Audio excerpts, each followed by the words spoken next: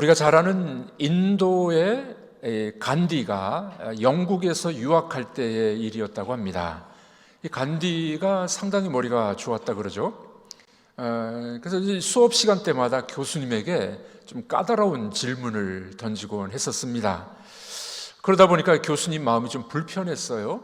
마음이 좀 불편했는데 어느 날 식당에서 식사를 같이 하게 되는데 옆자리에 이제 간디가 앉은 겁니다. 교수님이 잘 됐다 싶어가지고 이렇게 이야기를 하는 거예요. 돼지하고 새가 함께 밥 먹는 법이 없단다. 간디가 이렇게 대답을 했답니다. 알겠습니다. 새는 날아가겠습니다. 아주 이 비난 섞인 말을 유머스럽게 잘 넘겼다고 합니다. 이 복수심에 약이 오른 교수, 이 시험 때 이제 이 간디를도 약을 올리려고 했습니다. 간디가 공부를 잘해가지고 거의 만점에 가깝게 점수가 나왔어요. 교수님이 간디에게 이런 질문을 던집니다. 길을 걸어가는데 돈주머니하고 지혜주머니가 떨어져 있어. 너는 뭘 줍겠냐? 간디가 대답하기를 저는 돈주머니 줍겠습니다. 그랬더니 교수가 얼큰이 잘 됐다. 이 녀석, 이 돈주머니보다는 지혜주머니를 주어야지. 그 교수가 너는 왜 이렇게 이 돈만 찾느냐? 지혜 보따리를 찾아야지.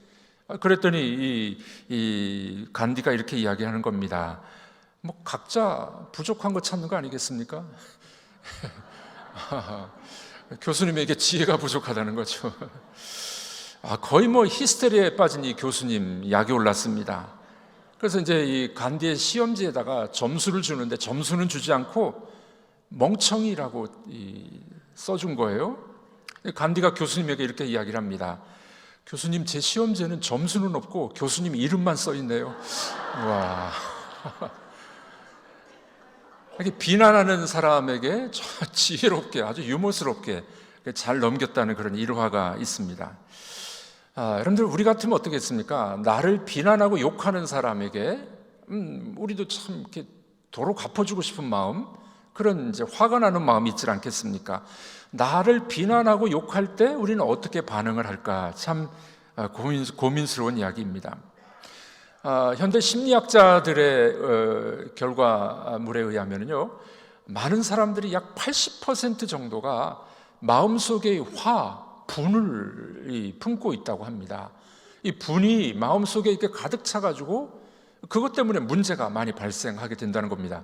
그래서 이제 부부들이 와서 상담을 하게 되는데 상담을 하는데 이게 해법이 잘 안 나오는 거예요.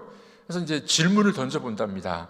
남편과 아내 마음속에 혹시 분이 있는지, 화가 있는지 물어보면 거의 80% 정도가 부부간에도 쌓아놓은 화가, 분이 있다는 겁니다. 그거를 점검해주면 문제가 많이 풀린다는 그런 실험 결과들이 있습니다. 모든 문제 뿌리 속에 보면은 화가 있어요. 분노가 쌓여져 있다는 겁니다. 아내는 남편을 향해서 분노가 있고, 남편은 아내를 향해서 분노가 있고, 그래서 이 분노가 치밀어 올라오면서 어떤 때는 그 분노 때문에 이 남편이 미운 거예요. 아내가 미운 거예요. 오늘 주님의 말씀에 의하면은 미워하고 분노하고 욕하는 것은 그 사람 죽이는 것과 같아. 살인과 같아. 살인이야. 예수님이 아주 심각하게 말씀하고 계시죠. 그러니까 예수님 말씀에 따르면 우리는 늘 가끔 사람을 죽이고 있지 않나, 그런 생각도 할 수가 있는 겁니다. 이처럼 무서운 감정입니다. 이 분노라는 것은 시한폭탄과 같아서 우리 속에 쌓이게 되면 언젠가는 폭발하는 경향이 있는 것을 우리는 보게 됩니다. 자, 오늘 이 주님이 이 분노에 대해서, 분노는 살인과 같다라고 말씀하고 있는데, 이 말씀을 우리가 이해하려면 바로 앞에 나와 있는 구절을 먼저 보셔야 됩니다. 성경을 읽으실 때 늘 전후 문맥을 여러분들이 잘 보셔야 됩니다. 20절에 보면 이런 말씀이 있습니다. 오늘 보면 바로 앞절입니다. 읽어보도록 하겠습니다. 내가 너희에게 이르노니 너희 의가 서기관과 바리새인보다 더 낫지 못하면 결코 천국에 들어가지 못하리라. 너희의 의가 서기관과 바리새인보다도 더 낫지 않으면 천국에 못 들어가. 왜 이런 말씀을 하셨을까요? 이 바리새인들, 서기관들이 율법을 가르치는 사람들이었습니다. 그런데 지금 율법의 수여자 되신 예수님이, 율법을 주신 예수님이 지금 오신 거예요. 예수님은 율법을 모세에게 줬습니다. 모세에게 준 율법을 바리새인들, 서기관들이 가르쳤던 것이었습니다. 자, 그런데 이 종교 지도자들이 좀 잘못 가르쳤다는 거예요. 그래서 오늘 5장 21절 이하에 나오는 6가지 주제가 있습니다. 율법의 6가지 주제를 이 종교 지도자들이 잘못 가르쳤으니 예수님은 이렇게 바로 잡아주고 있는 장면이 이 5장 21절 이하의 6가지 주제가 됩니다. 율법의 6가지 주제가 뭘까요? 살인, 간음, 이혼, 맹세, 보복, 이웃사랑, 이런 말씀이 이제 앞으로 계속 나올 거예요. 이걸 뭐라고 이야기하냐면은 6가지 반제가 뭡니까? 잘못 가르친 걸 제대로 잡아주는 거예요. 안티테시스, 이렇게 이야기합니다. 예수님이 지도자들이 잘못 가르친 것을 바로 잡아주겠다. 6가지 반제의 말씀이 나오게 됩니다. 그래서 이 계속 나오는 패턴이 뭐냐면은 모세의 율법에서는 이렇게 말했다. 그런데 나는 이렇게 말한다. 그렇게 예수님이 여기 말씀하고 있는 겁니다. 여러분, 예수님은 누구십니까? 율법을 주신 분이에요. 그런데 율법을 가르친 이 스승들이, 선생들이 잘못 가르쳤어요. 이 배경을 우리가 알아야 되는데, 이스라엘 사람들은 이 70년 동안 바벨론 포로에 잡혀가게 됐죠. 그 포로 생활을 청산하고 돌아옵니다. 문제가 생깁니다. 뭘까요? 모국어를 잃어버렸어요. 70년 동안 아람어를 배우게 된 겁니다. 이분들이 돌아오고 난 다음에는 쓰는 말은 모국어가 바뀌어요. 히브리 말에서 아람어로 바뀌게 됩니다. 자, 그러다 보니까 이 일반 백성들은 성경을 잘 못 읽게 된 겁니다. 뿐만 아니라 성경이 별로 없었어요. 그러다 보니까 이제 종교 지도자들이 이 율법을 강론하고 말씀을 가르치게 됩니다. 그런데 문제는 이들이 제대로 가르친 것이 아니라 자기가 또 덧붙였어요. 인간적인 해석이 더 덧붙여가지고 원래 의도, 율법을 주신 예수님의 의도와는 달리 다른 이야기를 했던 겁니다. 마치 이런 것과 같아요. 여러분, 종교개혁이 1517년에 일어났죠. 로마 카톨릭이 이 성경을 제대로 잘 가르치지 않았었습니다. 그때 당시 많은 사람들이 문맹이어서 글을 읽지 못했습니다. 그리고 성경을 라틴어로 주로 다 기록이 되어 있었어요. 그러다 보니까 사제들이 그 라틴어 성경을 가지고 글을 모르는 백성들에게 이 자기 마음대로 성경 이외의 것들을 덧붙여서 가르쳤던 겁니다. 자, 그러다 보니까 종교개혁자들이 성경으로 돌아가자 하는 게 종교개혁이었죠. 그런 배경입니다. 지금 주님께서도 이 종교 지도자들이 잘못 가르친 율법을 바로 잡아주는 거죠. 율법에서는 이렇게 너희가 들었으나 나는 너희에게 이렇게 말한다 하면서 율법의 말씀을 바로 잡는 것이 오늘 본문의 말씀이 됩니다. 자, 그러면 오늘 이 6가지 반제 중에서 첫 번째 항목이 뭐냐면 살인하지 말라는 거예요. 살인하지 말라. 이 살인하지 말라는 율법을 예수님이 어떻게 재해석해 줍니까? 어떻게 올바르게 해석해 주고 있을까요? 첫 번째로 예수님의 해석은 이겁니다. 살인은 분노로부터 시작된다는 겁니다. 살인이 그냥 막 일어나기보다는 속에 분노가 쌓이고 쌓이다 보면 그게 터져가지고 살인으로 일어나는 거죠. 예수님은 이 마음의 분노를 먼저 언급을 하고 있는 겁니다. 율법의 핵심이었던 10계명, 제6계명이 뭡니까? 살인하지 말라입니다. 그래서 예수님 뭐라고 말합니까? 그러나 나는 너희에게 말한다. 살인하지 말라. 어떻게 해석하실까요? 오늘 본문 21절, 22절 다 같이 읽어보도록 하겠습니다. 옛 사람에게 말한 바 살인하지 말라. 누구든지 살인하면 심판을 받게 되리라 하였다는 것을 너희가 들었으나 나는 너희에게 이르노니 형제에게 노하는 자마다 심판을 받게 되고 형제를 대하여 라가라 하는 자는 공회에 잡혀가게 되고 미련한 놈이라 하는 자는 지옥불에 들어가게 되리라. 네, 살인하지 말라. 잘하는 말씀입니다. 그런데 종교 지도자들은 살인의 행위와 살인의 결과만 가르쳤던 겁니다. 예수님은 여기서 뭐라고 말합니까? 살인의 동기, 마음속의 동기가 더 중요하다 하는 것을 말씀해 주고 있지 않습니까? 예수님 말씀하신 이 동기가 뭔가요? 이 동기는 어디서부터 시작되냐면 마음의 분노부터 시작돼요. 분노. 마음의 분노가 쌓이고 쌓이다 보면은 이제 살인까지 가게 되는 것이 아니겠습니까? 그러니까 예수님은 지적하는 것은 마음의 분노가 있는 것도 살인과 같아. 와, 아주 심각하게 예수님 말씀하시죠? 마음의 분노가 가득 차 있으면 살인과 같아. 그렇게 말씀하고 있는 겁니다. 여러분, 이 분노라는 것은 대개 보면 이제 먼 나라 사람들 때문에 분노가 일어나지 않죠. 미국에 있는 사람 때문에 여러분 막 화가 나서 못 삽니까? 가까이 있는 사람 때문에 분노가 일어나요. 맨날 얼굴 보고, 같은 이불에서 잠자고, 또 뭐 같이 밥 먹고, 형제 자매, 가까이 있는 사람 때문에 분노가 많이 일어나요. 안 그런 것처럼 여러분 앉아 계시는데 되게 분노는요, 이 멀리 있는 사람 때문에 별로 안 일어나요. 가까이 있는 사람 때문에 일어납니다. 그래서 이 유명한 이 저자인 맥스 루카이도라는 사람이 이런 이야기를 해요. 우리가 날마다 눈을 뜨고 보아야 하고 살을 비비고 살아야 하는 사람 때문에 분노가 일어난다. 분노하기 쉽고 욕하기 쉽고 어떤 면에서 서로 상처 주기 쉬운 사람들을 꼼짝없이 매인 사람들이라고 아주 재밌게 표현했습니다. 꼼짝없이 매인 사람들, 매일 같이 사는 사람들, 같이 밥 먹는 사람들, 친구, 꼼짝없이 매인 사람들이에요. 이 사람들 때문에 화가 일어난다는 겁니다. 그래서 이제 이 화는, 분노는 되게 가까운 사람한테 일어난다는 거예요. 이 꼼짝없이 매여 있는 매임의 증세가 뭘까요? 화가 나는 거예요. 말과 행동 때문에 화가 나는 겁니다. 형제라고 말하는 가까운 사람, 나도 모르게 자꾸 화가 나가지고, 또 부부간에도 자꾸 화가 쌓이다 보면은 이 화 때문에 결국에는 갈라지고 싸우고 어려운 일들이, 심지어는 살인까지 일어나는 그런 결과가 나타난다는 겁니다.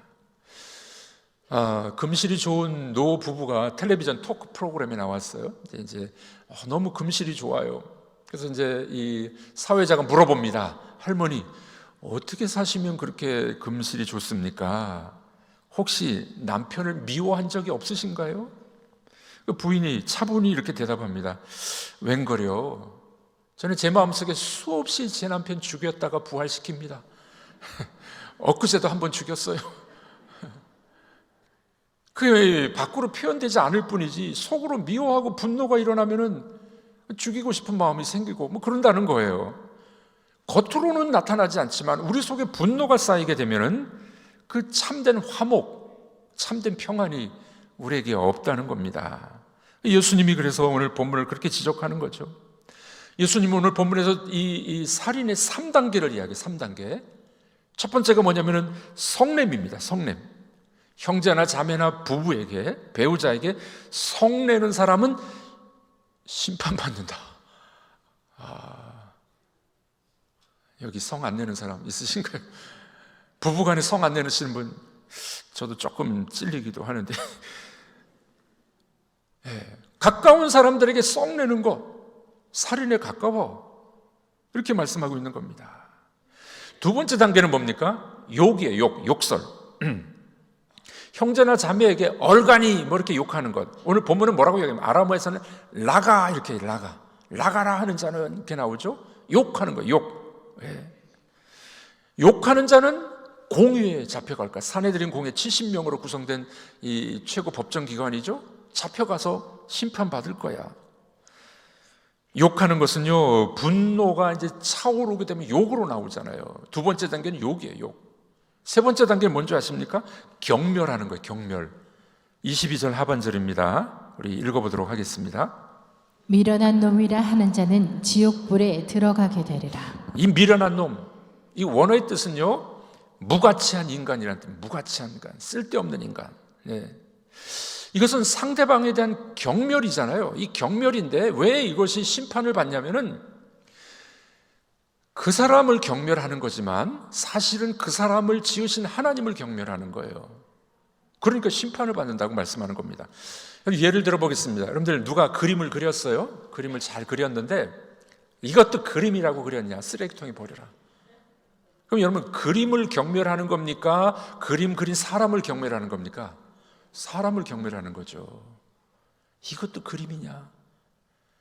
우리가 형제 자매에게 또 배우자에게 욕을 한다든지 경멸한다는 것은요, 그 사람을 경멸하는 것도 되지만 그 사람을 만드신 하나님을 경멸하는 거예요. 그래서 주님은 뭐라고요? 경멸하는 자는 어떻게 해요? 심판받아. 그렇게 말씀하는 겁니다. 어느 시골 마을에 욕자라는 욕쟁이 할머니 어머니가 있었습니다. 요즘엔 좀 많이 사라졌지만 욕자라는 분이 있잖아요. 욕자라는 분. 되게 욕을 누구한테 합니까? 자녀들에게 하죠. 이 썩을 XX 혀가 만발이나 빠져 죽을 놈, 이 빌어먹을 놈, 나가서 되져버려라, 뭐 이렇게 욕자라는 분들이 있어요. 근데 이 자녀들에게 한 욕이, 여러분들, 말에는 힘이 있어요. 말에는 능력이 있어요. 말대로 된다니까요. 말대로 되는 거예요.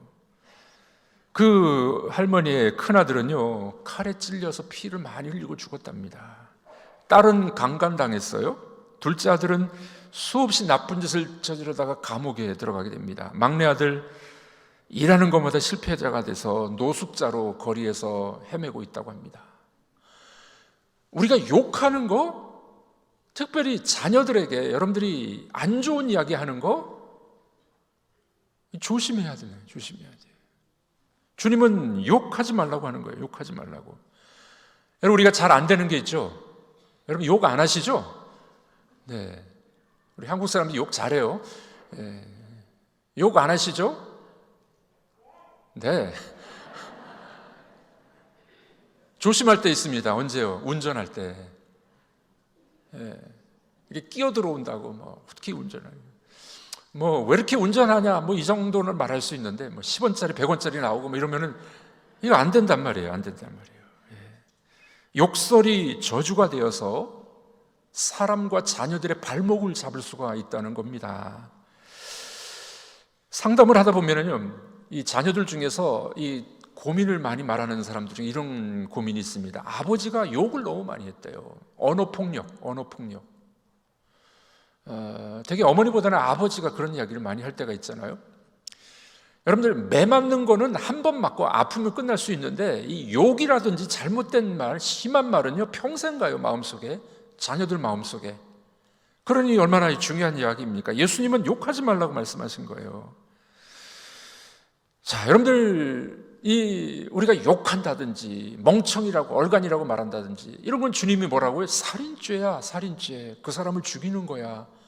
이렇게 말씀하고 있습니다. 자, 이런 우리 분노가, 우리 속에 분노를 처리하지 못할 때 어떤 피해가 있을까요? 두 번째로 이렇게 주님은 말씀합니다. 분노를 다스리지 않으면 모든 관계가 깨지는 겁니다. 분노를 못 다스리면 모든 관계가 깨져요.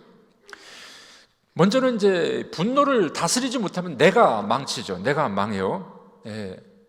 이런 화가 계속 쌓이다 보면, 화를 많이 내다 보면요, 이 자기 몸을 망치는 겁니다. 자기 몸을 망쳐요. 존 헌터라는 유명한 의학 박사가 있었는데, 이분이 연구를 했습니다. 분노와 수명의 연관관계를 연구했습니다. 그러니까 분노를 많이 내면 빨리 죽는다, 이런 연구를 한 거예요. 그리고 이제 의사들이 모인 곳에서 이제 발표를 한 겁니다. 논문 발표를 했어요. 논문 발표를 다 끝나고 나면 이제 서로 토론하는 시간이 있는데, 어떤 한 의사가 벌떡 일어나더니만, 당신이 그게 논문이라고 썼느냐고, 나는 그렇게 생각 안 한다고 막 따진 겁니다. 이 사람이, 발표하는 사람이 어떻게 화가 났겠죠. 화가 나가지고 막 큰 소리로 막 싸우기 시작하다가 열내다가 그냥 뒷골 잡고 넘어져서 죽었어요. 실제 있었던 일입니다.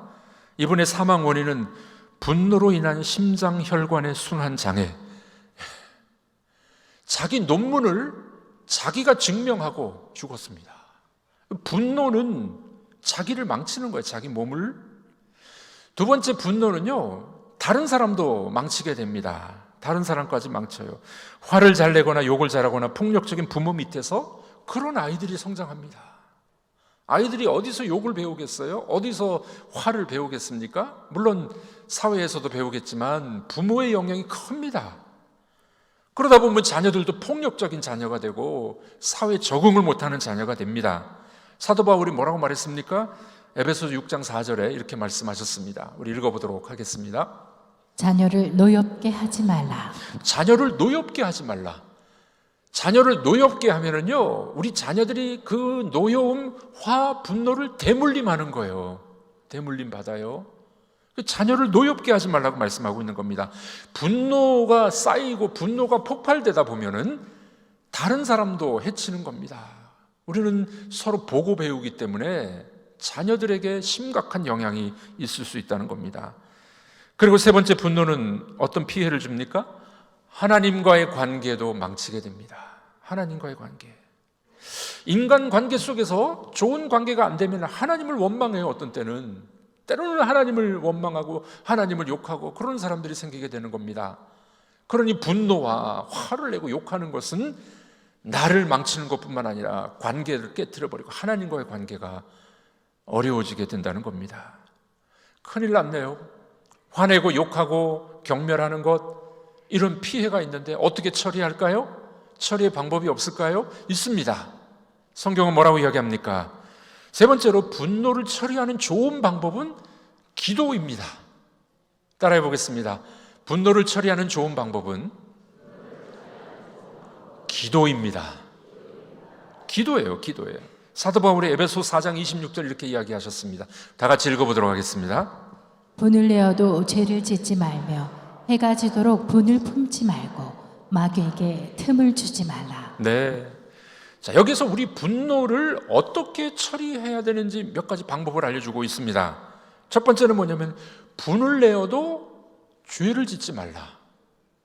여러분, 의분이 있잖아요. 잘못된 거 보면 의분이 있을 수 있어요. 그런데 죄를 짓는 데까지 나가면 안 된다는 거예요. 잘못된 것은 잡아야 되지만 죄 짓는 데까지 나가면 안 된다는 겁니다.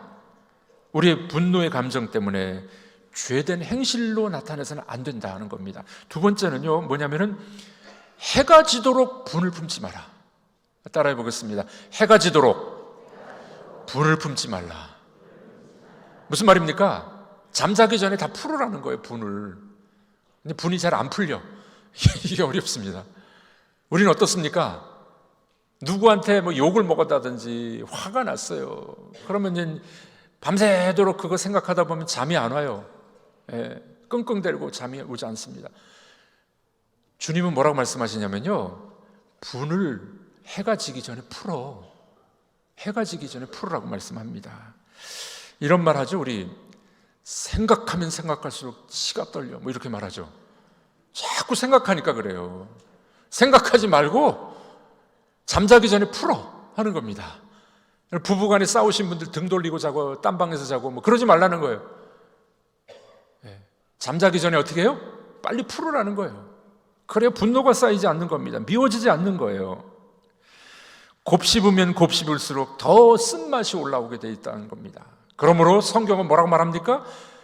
해가 지기 전에 풀어, 이렇게 말씀합니다. 마지막으로 제일 좋은 방법이 있습니다. 더 좋은 방법이 있어요. 여러분들의 분노와 화를 어떻게 해요? 기도로 풀어야 돼요. 기도로.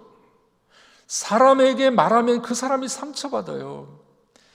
여러분, 인간은 참 재밌는데요, 그 사람이 잘못한 거 있잖아요. 잘못을 지적하면 이 사람이 가만히 있습니까?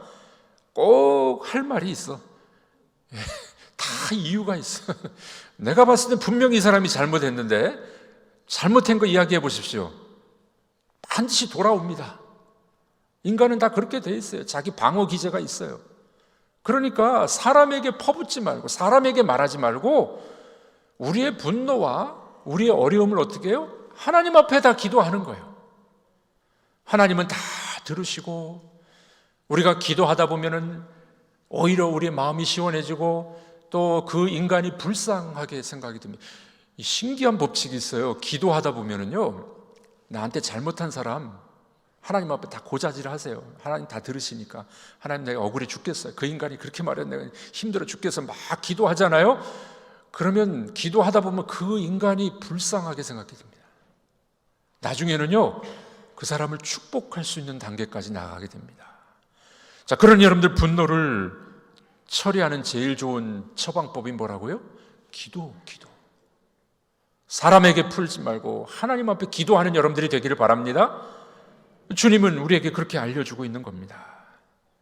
1983년에 미국 조지아주에서 재판이 열렸습니다. 기소된 범인은 흑인이었습니다. 이 흑인 남자가 백인 여자를 강간했다는 거예요. 기소당해서 이제 재판을 받는데 배심원들이 있었습니다. 뒤에 이제 배심원들이 합의해가지고 재판장에게 이제 보고하게 되겠죠. 이 무기징역형을 받은 거예요. 무기징역형. 근데 이 배심원들이 다 백인들이었습니다. 알리바이가 형성되는 이야기를 하는 이 증인들도 있었어요. 흑인 여자들이 와가지고 아니라고, 이 사람은 범죄자가 아니라고 알리바이를 이야기해 주는데도 백인 남자들이 이 사람이 죄인이라고 해가지고 무기징역을 받게 됩니다. 얼마나 억울했을까요? 이 죄인은 마지막 진술을 이렇게 합니다. 하나님이 내 증인입니다. 나는 잘못 기소됐습니다. 나는 죄가 없습니다. 이제부터 나는 감옥에 들어가서 나의 억울함을 하나님이 벗겨주시도록 예수 그리스도의 이름으로 날마다 기도할 것입니다. 무려 16년이나 지났어요. 16년 후에 다시 재판정에 이 사람이 서게 됩니다.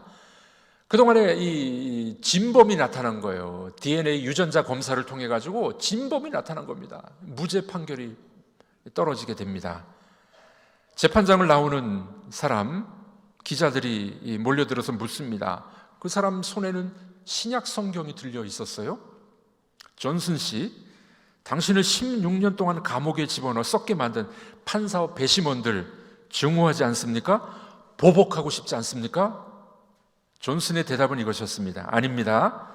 내 마음에 타오르는 분노와 증오를 담고 있으면 그것은 나를 죽이는 겁니다. 나에게 중요한 것은 내가 사는 겁니다.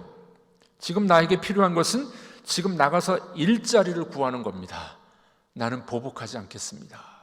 그리고서 법정을 떠나갔다고 합니다. 여러분, 우리들은 어떻습니까? 욕을 먹고 또 경멸을 당했을 때 내가 갚아주고 싶어요. 더 많이 갚아주고 싶어요. 분노가 쌓입니다. 그러다 보면 주님이 말씀하신 것처럼 어떻게 해요? 그게 살인이 되는 거예요. 마음속에 증오가 가득 차도 이거 살인이라고 주님 말씀하십니다. 우리는 어떻게 해야 되겠습니까? 여러분들 그 분노와 억울함을 하나님 앞에 다 호소하는 여러분들이 되기를 주님의 이름으로 축복합니다. 기도로 푸는 여러분들이 되시길 바랍니다. 그 사람을 불쌍히 여기는 여러분들이 되시길 바랍니다. 주님은 뭐라고 말씀하시나요? 분노, 욕하는 것, 경멸하는 것, 살인이야. 우리는 주님의 빛된 그리스도인으로서 우리가 이 말씀을 붙잡고 분노는 다 풀어버리시고, 풀 때 사람에게 풀지 말고 하나님 앞에 다 기도하십시오. 억울함을 다 기도하십시오. 하나님이 들어주시고 풀어주시고 해결해 주실 줄로 믿습니다. 그래서 정말 하나님의 자녀로서 빛된 소금과 같은 그런 여러분들이 다 되시기를 우리 주님의 이름으로 축복합니다. 분노하는 자, 욕하는 자, 미련한 놈이라고 경멸하는 사람 심판받아. 주님의 말씀을 기억하는 여러분들이 되기를 축복합니다.